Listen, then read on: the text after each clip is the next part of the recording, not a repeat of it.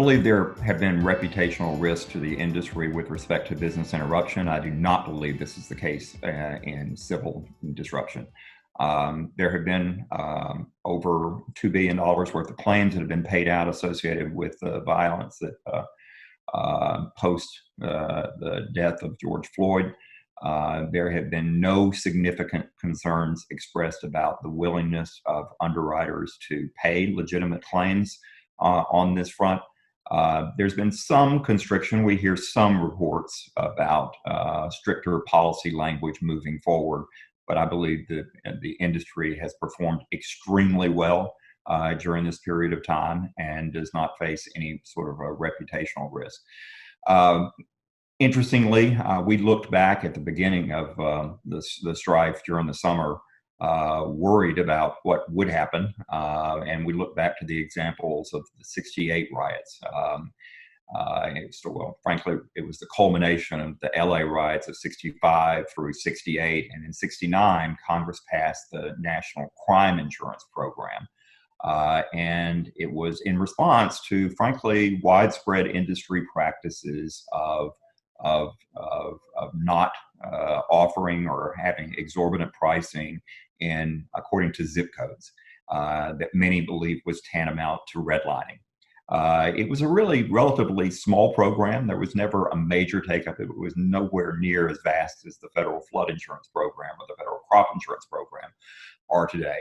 And frankly, it was industry practices evolved considerably, and the program was allowed to expire in 1982. Fortunately, look, everyone is frightened for this the state of play in America with all of the racial tensions, and you're talking to three white people here. So we are always concerned and worried, but I think the industry has performed admirably on this front. Well, and I think you're showing that, with civil unrest, it is pockets of the country. It's not the entire country. And so it's easier for the insurance industry to respond.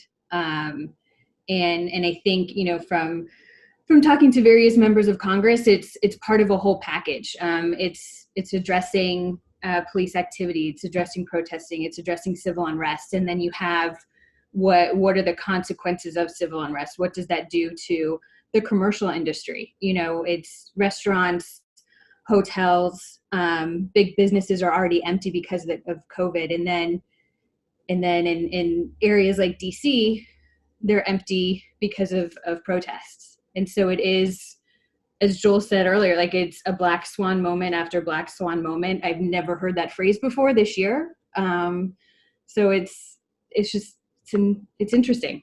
It's learning a lot. We have interestingly had some inquiries from Congress about the potential for requiring liability malpractice insurance for police officers. We've seen this in the press over the idea pop up in the press over the past 6 months. I don't think that it's likely to go anywhere anytime soon, considering the political hurdles. It would be a huge hurdle to take on the police unions. From what I've heard from some anecdotal conversations I've had with our members, you would almost need guaranteed issue from the carrier community to make it work. You might even need some kind of public-private partnership to carry that risk. So it's a bigger issue, I think, than what some of the policymakers on the Hill think it is right now. But it is an interesting market that we haven't fully explored before. It is an interesting private market solution to clearly a major issue the country's grappling with today. But again, I don't see this, considering the political hurdles, I don't imagine it's going to go anywhere anytime soon. But it is popping up on our radar screen for the first time.